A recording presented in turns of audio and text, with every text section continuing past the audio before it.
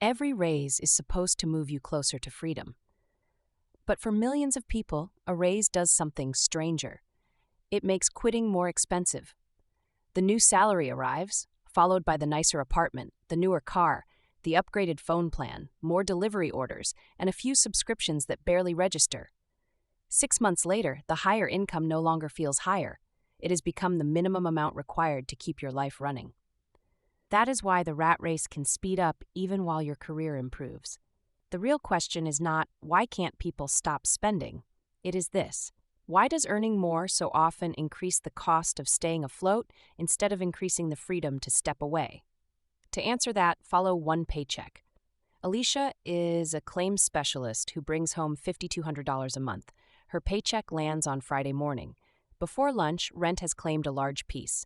Then come the car payment, insurance, utilities, groceries, fuel, childcare, debt minimums, and automatic renewals. By Sunday, the money has not disappeared. It has reported for duty. Alicia did not spend most of that paycheck on Friday.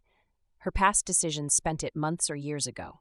That is the first key to understanding the rat race. It is not simply having a job you dislike. It is living a life in which too much future income has already been promised. And the numbers show how thin the financial margin can become. In the Federal Reserve's 2025 survey, only 63% of adults said they could cover a $400 emergency using cash or its equivalent. The U.S. personal saving rate was 3% in May 2026, and total household debt stood at roughly $18.8 trillion at the end of the first quarter of 2026. None of those figures proves that every household is trapped, but together they show a country producing enormous effort while maintaining surprisingly little room for error. The easy explanation is that people lack discipline. And yes, poor choices matter. Overspending matters. High-interest debt matters. Ignoring your accounts matters. But blaming the entire problem on self-control is convenient because it ignores the machinery around the person. A worker may need to live near an expensive job market. A family may need 2 cars because public transportation does not fit their schedules. Childcare may determine whether a second parent can work at all. Housing, insurance, healthcare, education, and commuting are not luxury candles hiding in a shopping cart. The rat race is partly personal behavior and partly the cost of participating in modern life. The deeper problem begins when unavoidable costs and optional upgrades blend together. A reliable car becomes a premium SUV because the monthly payment appears manageable. A safe apartment becomes a larger apartment because a raise is supposed to improve your life. Convenience becomes standard. Yesterday's reward becomes today's requirement. Lifestyle inflation is visible, but obligation inflation is more dangerous. A restaurant meal ends tonight, a financed upgrade follows you into next month, and the month after that, and the year after that. That is why focusing only on small purchases often fails. Cutting coffee may save some money. Packing lunch may help. Canceling a few subscriptions may help too. But you cannot cancel your way out of a financial structure dominated by housing, transportation, debt, childcare, and insurance. Small expenses create leaks. Large recurring commitments set the water level. Alicia believes she has $900 left each month. Her take-home income is $5,200. Her rent, utilities, transportation, insurance, childcare, debt minimums, groceries, phone bill, and other regular expenses total about $4,300. On paper, the math is simple. $5,200 comes in, $4,300 goes out. $900 should remain. But real life does not arrive in neat, monthly installments. The annual car registration is due. A medical deductible appears. The tires need replacing. The dog visits the vet. School expenses arrive. Holiday spending shows up. An insurance premium increases. None of these expenses is truly shocking. Most are irregular, but predictable. When Alicia totals them across a full year and divides the amount by 12, they average another $500 a month. Her real margin was never $900. It was $400. That difference explains why she keeps feeling as if her budget fails. The budget is not failing because she is weak. It is failing because it treats predictable life as a surprise. This is where the most important number in the script appears: your freedom margin. Your freedom margin is the amount of monthly income that remains after you account for regular bills and irregular but predictable expenses. Not the money you hope will remain, not the amount your budget says should remain during a perfect month, the money that survives an honest month. To calculate it, start with your monthly take-home income. Subtract housing, basic utilities, transportation, insurance, childcare, minimum debt payments, essential food, and other costs you genuinely must pay. Then list irregular annual expenses, such as repairs, medical costs, registrations, school expenses, gifts, insurance premiums, and realistic travel. Divide that total by 12. Subtract it too. What remains is your freedom margin. Do this using the last 90 days of transactions, not your memory. Memory protects your self-image. Bank statements expose the system. At first, Alicia does not like what she sees. She believed she had $900 of breathing room. In reality, she has only $400. And even that amount is not safe. Because when there is no proper cash reserve, one ordinary problem can turn into a recurring bill. That is the second mechanism, the fragility tax. When you have cash available, a $700 repair costs $700. It is painful, but it ends. When you do not have cash, the same repair may go on to a credit card. Now interest increases the cost. The new minimum payment reduces next month's margin. The smaller margin makes it harder to build savings. Then the next emergency lands on an even weaker balance sheet. A temporary problem becomes a permanent payment. That is the fragility tax. The original problem costs money. Being financially fragile makes it cost even more. The rat race feeds on this sequence.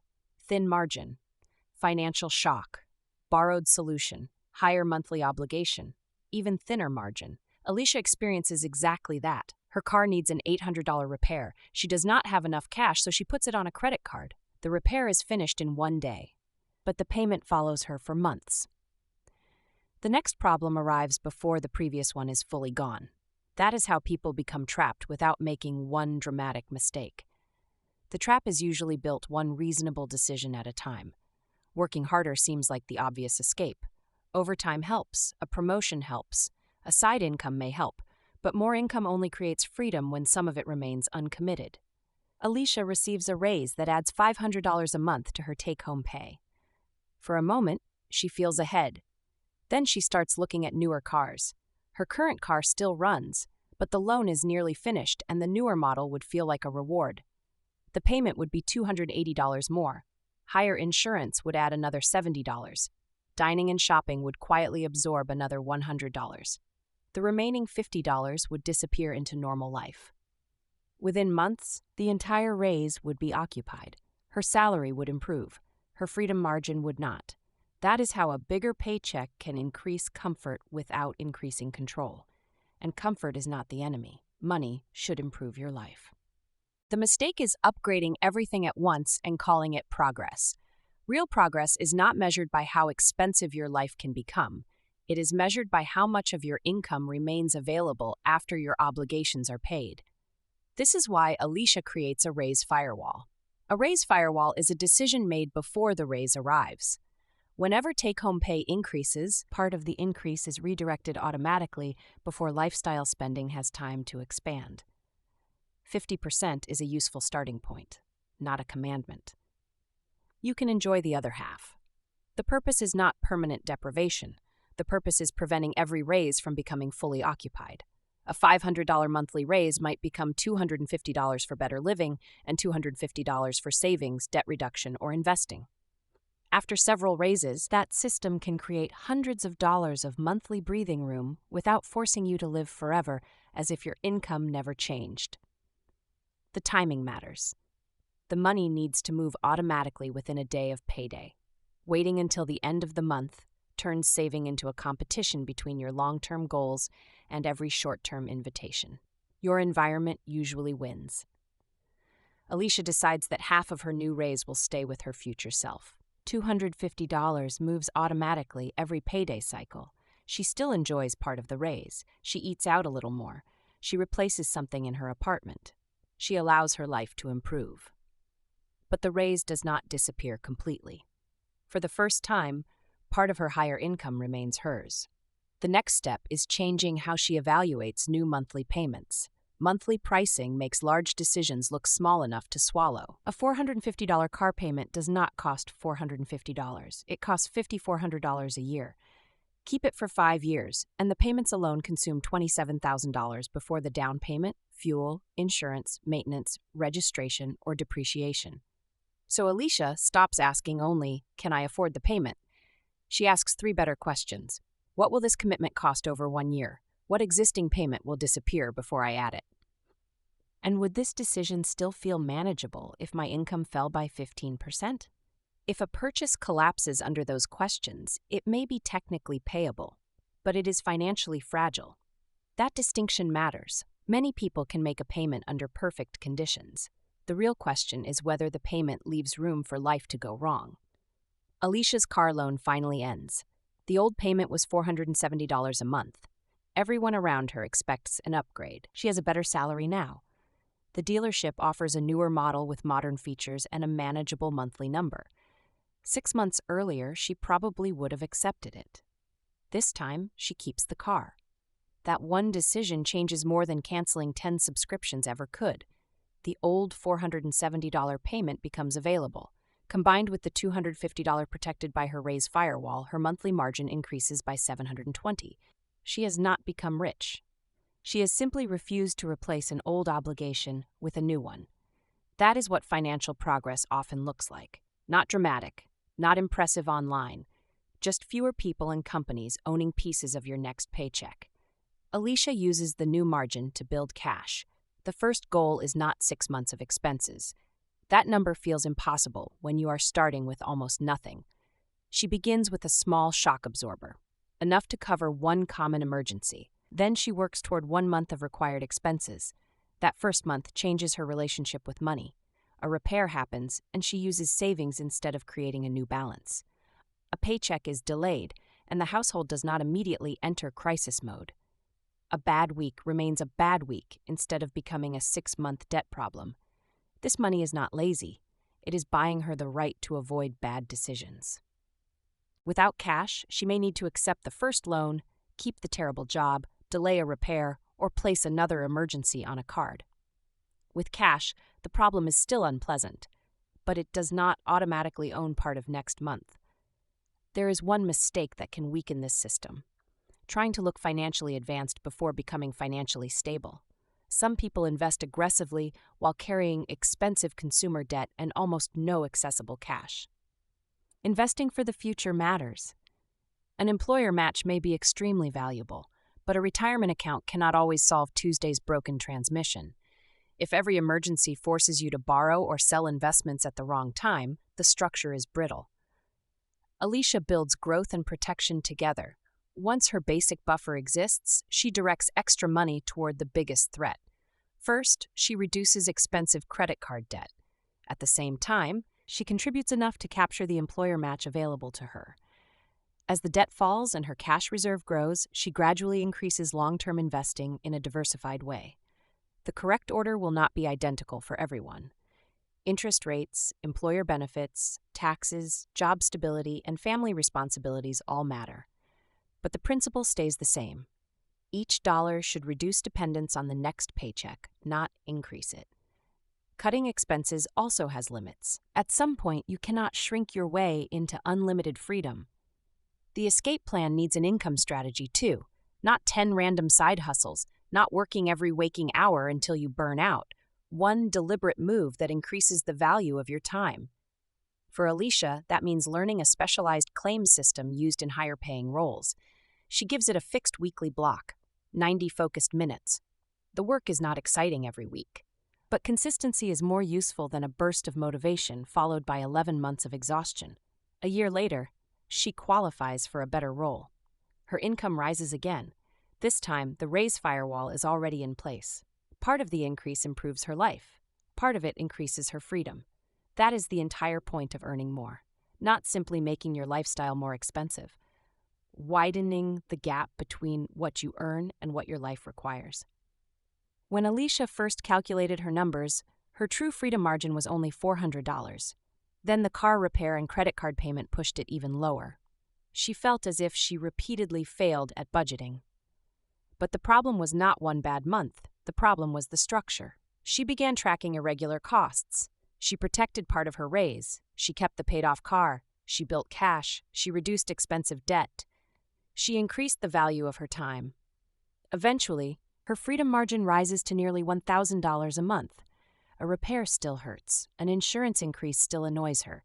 Nothing is guaranteed. She has not become rich. But the next problem no longer automatically becomes the next payment. 2 years earlier, losing her job for a month would have created panic. Now it creates a deadline. That is what financial progress feels like before it looks impressive. If nothing changes, the alternative is easy to predict. Income rises. Obligations rise with it. Emergencies become debt.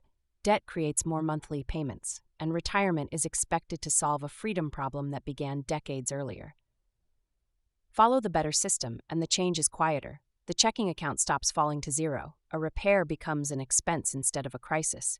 A raise remains partly yours. You can reject a bad offer, leave a destructive workplace, help someone you love, or take enough time to make a better decision. The rat race does not end when you never work again. It begins to end when work stops being an emergency. That answers the central question. Earning more often fails to create freedom because income is not the same as margin. When the cost of your life expands as quickly as your paycheck, more effort only powers a faster treadmill. The escape is not permanent deprivation. It is controlling the conversion of income into obligation. Know your real monthly requirement. Account for irregular costs. Protect part of every raise. Judge commitments by their full cost. Build enough cash to prevent temporary problems from becoming permanent payments. Then increase your income without donating every improvement to a more expensive lifestyle. Your salary tells people how much you earn.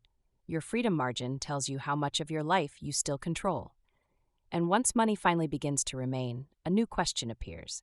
Should the next dollar pay down debt, stay in cash, or be invested? Choosing that order badly can slow your escape almost as much as overspending. That is the next number worth running.